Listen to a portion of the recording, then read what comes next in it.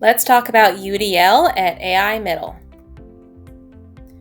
Universal Design for Learning, or UDL, was born from Universal Design and Architecture, which sought to design all physical spaces so that any individual can use and access them.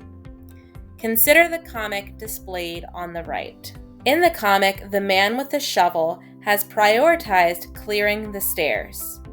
But the stairs are a barrier to the student in the wheelchair being able to enter the building. Had the man with the shovel first cleared the ramp, all students would be able to enter the building. The ramp is a design element that allows for universal access. Another architectural element that allows for universal access are curb cuts, which provide access to curbs for individuals using wheelchairs, pushing strollers, or riding bikes without hindering access to other pedestrians. To step away from architectural examples, captions on videos make those videos more accessible to the deaf and hard of hearing, to individuals watching television while at a gym or at a restaurant, or to couples with different sleep schedules. The goal of Universal Design for Learning is to take this same concept of increasing accessibility and apply it to the learning space. We know from brain science that each learner is unique. Our brains are as unique as our fingerprints.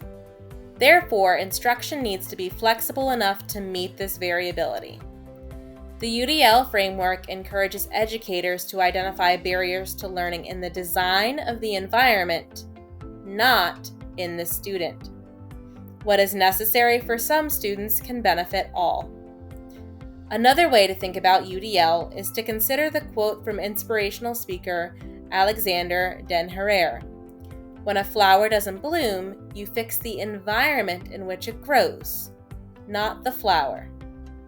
If a student or group of students is struggling to learn, we must consider the barriers that are preventing them from learning, rather than framing the lack of learning as an issue with the student. The goal of UDL is to create expert learners. To be an expert learner does not mean to be a content expert, nor does it mean to be a compliant learner within a one-size-fits-all classroom. Rather, an expert learner as defined by UDL is purposeful and motivated, resourceful and knowledgeable, and strategic and goal-directed. These expert learner qualities are spelled out along the bottom of the UDL guidelines, which we will see on the next slide. These guidelines illustrate the 3 key types of learner variability. They also explain how educators can break down barriers so that all students can become expert learners, no matter the variability with which they enter our classrooms. Here we have the UDL guidelines, which show us that learners will vary in how their interest is recruited in the learning, and how they perceive the learning, and in how they express the learning. As we move down the columns, we find strategies first to provide students with access to the learning, then to build their skills related to the learning, and lastly to help them internalize those skills. All of this guides them towards expert learning, in which they become purposeful and motivated, resourceful and knowledgeable, and strategic and goal-directed. We'll first focus on engagement, which is the why of learning. And it starts with recruiting our students' interest in the learning, getting them to sustain their effort throughout the learning, and getting them to self-regulate when things get challenging. When it comes to recruiting interest, our main thing that we're considering here is the variability of our learners. So we are providing choices that are going to inspire students to take on the learning. So rather than assigning them a particular topic to research, we may provide them choice in that.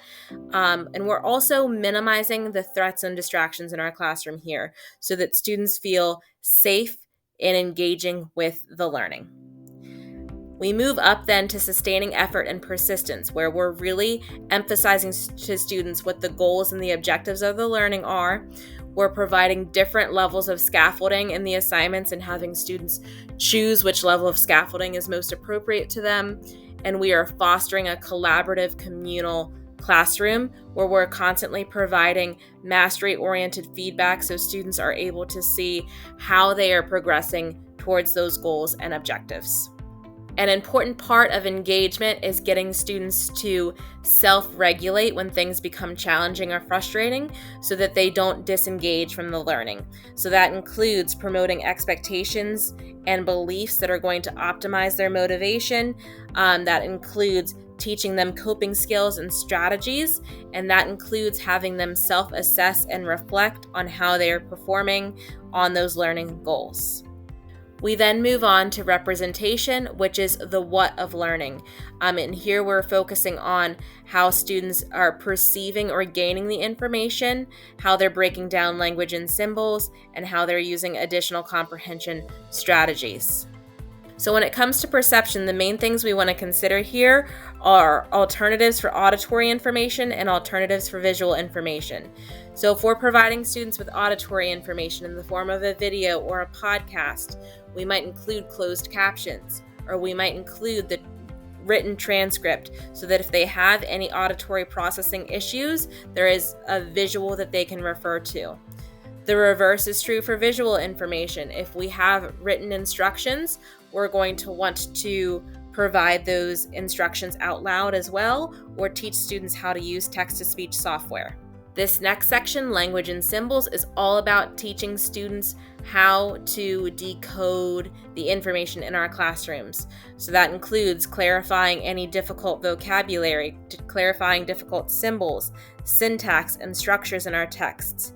It's going to be us helping them in how to decode the readings in our classroom or the math problems or any other symbols that they may encounter. This is going to include helping our English language learners by providing them with tools so that they can translate and access materials in our classes. And this is going to include us illustrating these concepts through multiple media as much as possible. So providing them with videos and text and graphics that are going to help them make meaning in multiple different ways. Moving on then to comprehension under the representation section. This is all about getting students to understand the big picture. So that includes activating their background knowledge. That includes them highlighting the important patterns, the critical features, the big ideas in a text or a concept. And that is also going to include us really trying to highlight where this content applies to the real world, where this content applies in their other classes so that they can really maximize the transfer of information. And our last section, action and expression, is all about the how of learning, how students are demonstrating their learning. So the first section, physical action, is something that we're really going to want to consider if we have any students in particular with any sort of physical disabilities. So this is going to include varying the method for response and navigation. Let's say we have a student with a motor issue where holding a pencil is difficult for them to fill in bubbles on a multiple choice test, but clicking on a letter on a digital test is easy. We want to provide the option so that students can do whichever is more aligned to their motor skills as possible. It's also going to include providing access to those assistive technologies such as text-to-speech and speech-to-text. Moving on then to expression and communication, this is all about providing students with multiple ways of demonstrating their learning.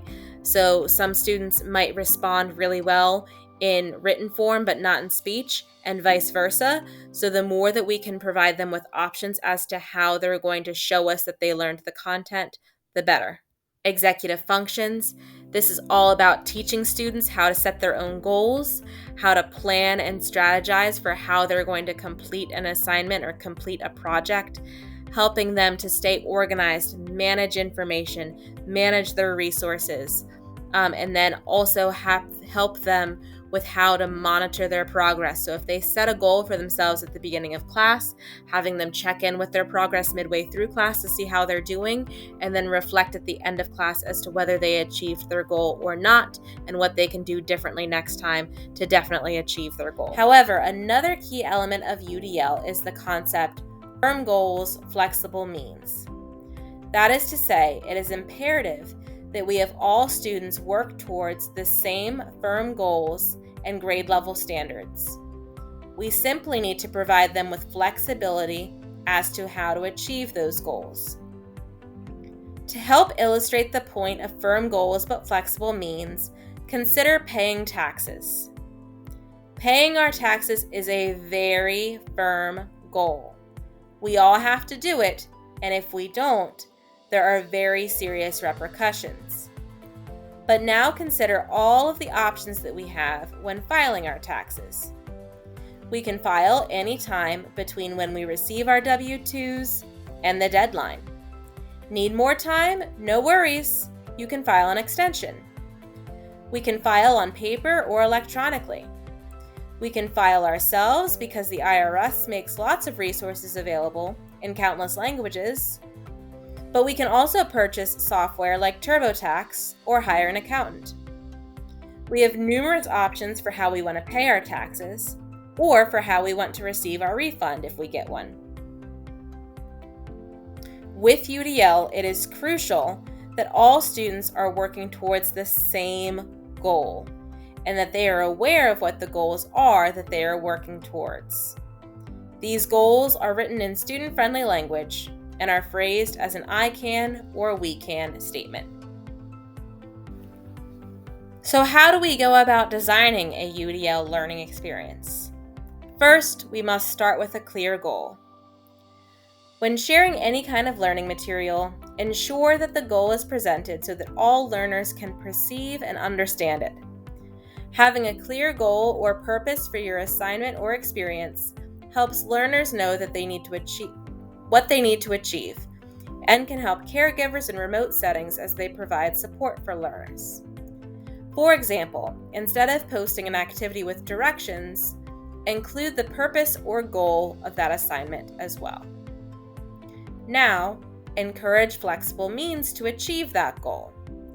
The means to achieving the goal include the different ways learners can perform tasks, engage with the material, make meaning of it, and show what they know. In any learning experience, reflect on whether it's possible to give learners flexible materials or methods to achieve a common goal. Remember, too many options can also be overwhelming. If you don't know what options to include, ask your learners for ideas. For example, if learners typically write to express their understanding, include another option for them to record their voice instead. If you typically use reading to build background knowledge, try including a video option that contains the same key idea. When planning for your clear goal, first ask yourself, in this learning opportunity, do learners know what they are working to achieve? And have I crafted my goals clearly and in everyday language that my learners can understand? Then, when planning for your flexible means, consider, in this learning opportunity, how are there flexible options for learners to achieve the goal? Are there some options that are consistently available so learners can always rely on them for access and use? Are all of the options I provide accessible to all of my learners? Are there barriers some of them might encounter? Have I overwhelmed my learners with too many options? Are there ways I can optimize the choices I provide? Next, ensure all learners can access the materials and the environment. When we create or choose the materials and environments with which our learners interact, accessibility must be part of our decision-making process. Not considering accessibility means that we may unintentionally exclude some of our learners from the opportunity to learn and participate. Being intentional in our design choices and anticipating possible barriers to access ensures that our learners can fully participate and benefit from the learning experience. Follow the POUR principles when designing learning experiences to consider whether your materials and environment are perceivable, operable, understanding, and robust for all. Next, work on making learning personally relevant. When goals are relevant and matter to your learners, they are far more likely to engage in the task and put forth effort, even when it gets challenging. For any learning experience, encourage learners to explore the real-world application of the goals. For example, invite learners to share real-world connections they've made to the learning experience or questions they may have about real-world applications. When possible, include opportunities to connect with your community. Letters to politicians or news outlets, video chats with experts, and multimedia blog posts could be great ways to share new understandings and make connections with the world around us. When making sure that your materials are accessible to all learners, ask yourself, have I considered accessibility in the physical or virtual materials I use in this learning experience? Have I considered accessibility in the physical or virtual environment for this learning experience? And is my learning experience inclusive of all of my learners? Are there any access barriers I can eliminate? Then, when planning on making the learning personally relevant, ask yourself, in this learning opportunity, how is the goal important to or of interest to my learners? What examples from my school or community can I include that connect to this learning goal? And are there opportunities for real-world applications during my learning experience? Our last tip for designing a UDL learning experience is to promote expert learners. Expert learners are purposeful and motivated. They know how to minimize threats or distractions, collaborate, and self-reflect on their progress. They are resourceful and knowledgeable. They are able to gain necessary background to apply new concepts in real-world scenarios. They are strategic and goal-directed. They know how to set their own goals and use resources to make progress or to adjust after a mistake. This is possible in any learning environment and through any learning experience. It's our responsibility as educators and learning facilitators to make sure each of our learners feels empowered to reach their full learning potential. Invite learners to share ways that they made personal connections, constructed their own understandings, collaborated, or used resources to achieve their goals. Ask yourself, in this learning experience, are learners gaining disciplinary skills and habits of mind? How have I encouraged different but robust learning pathways for all my learners to meet the goals?